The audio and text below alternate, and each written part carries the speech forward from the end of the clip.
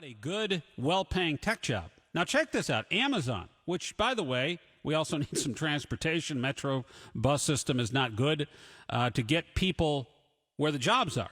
They're going to invest $700 million to retrain a third of its workforce. And part of that's here in Cincinnati. Something like $7,000 per worker to retrain them as technology is upending the way they do their jobs. And if Amazon's willing to make that investment, these jobs must be pretty good. Joining me on 700 WLW, who's a tech expert. He is a founder of a company called iCode. They do after-school programs and retraining for training people for the workforce. And Abid Abedi, welcome to the show. How are you? Good morning, Scott. How are you? I'm doing fine. Thanks so much. It's part of the problem because you retrain people. Your company's iCode, and it's an after-school program and the like. And when I hear after-school programs, I also think that the education system is also failing in preparing people for jobs in careers like that. Where Amazon has to come in and say, okay, we got to retrain everybody because they're coming in with no skills. That tells me the education system probably has a big hand in that failure. Absolutely, Scott. You hit it on the nail.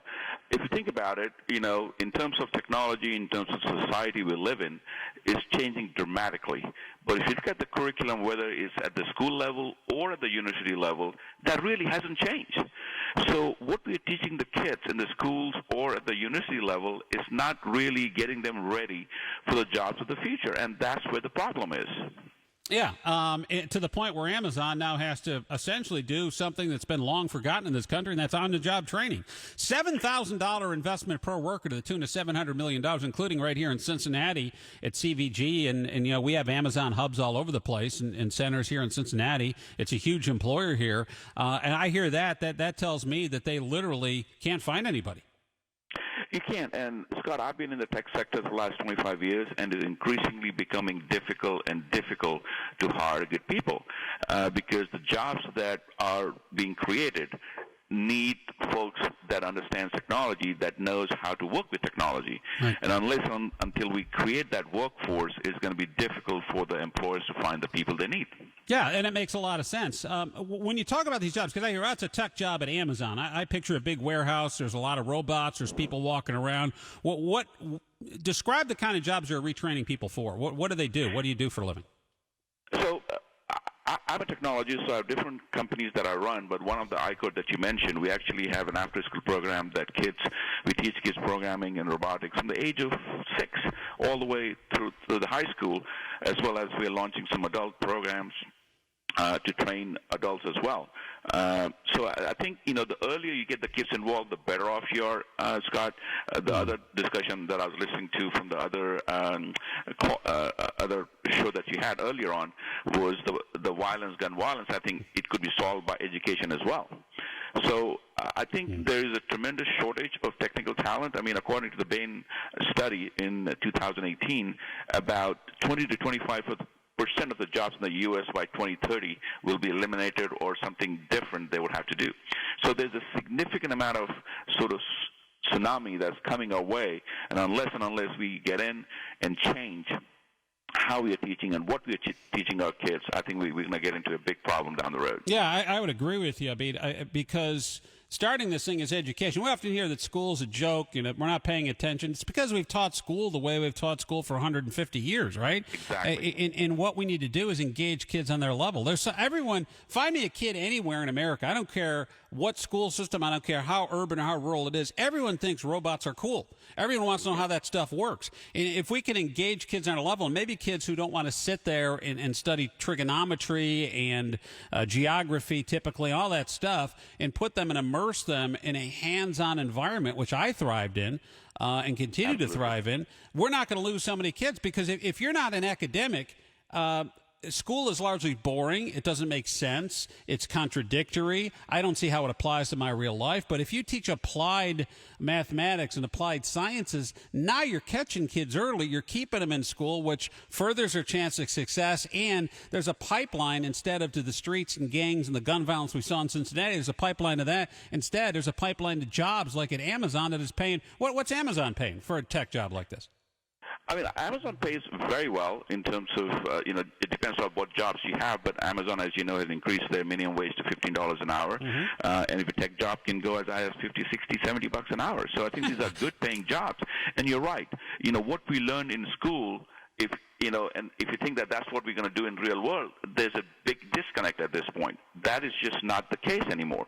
And you're right. I mean, in the school system, they're more focused on memorizing, different things, which really doesn't help. And you're absolutely right that hands-on way, kids learn much better if they do something hands-on versus just memorizing facts and figures.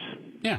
Well, you're talking at starting, $50 an hour. You're talking a salary of what? Well over $100,000 a year. Absolutely. That's something like $2,000 a week. And you know what? You're not endangering people. You're not getting shot. You're not shooting at people. You're not going to go to prison. You're going to contribute to society, pay taxes, and encourage your kids then to do the same thing. To me, that's really the solution to this whole thing. We can have government programs and training and getting kids off the streets in the short term. That's fine. But if we want to solve this long term, we've got to do what you're talking about here, and that is completely restructure the way we educate kids, fast-track kids into hands-on programs. Instead of saying, hey, you know what, your only way out is maybe to go to college, well, that's a pipe dream for a lot of kids. You don't have to go to college to have these jobs.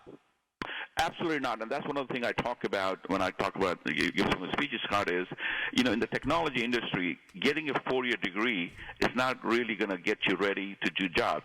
If there are kids there who take courses in institutes such as iCode, I'm not saying iCode is the only institute out there, and I think they'll be a lot more productive to an employer day one versus you go through a 4-year degree and all you're learning is how to program in Java, for instance. But if you come to an institute like iCode, you're learning multiple different languages. And more importantly, Scott, I also talk about it, programming is not just for folks, who want to be a programmer. Learning program teach you a lot of skill. Problem solving is skill, computational thinking, mathematics, how to work in a team, how to do presentation, how to make things happen, and builds confidence. So there's a bunch of different things you learn when you learn how to code. It's just not for folks who wants to be a programmer. Yeah. Again, Abid Abedi is on the show this morning. It's called iCode. They do an after-school program that teaches kids. It's a hands-on curriculum that prepares them for the workforce. So if you're not necessarily an academic, and that is someone who is studious, someone who likes to read, research, critical think, maybe not critical thinking, but more of academic, more of an applied thing is what we're looking for here, as opposed to just simply memorization.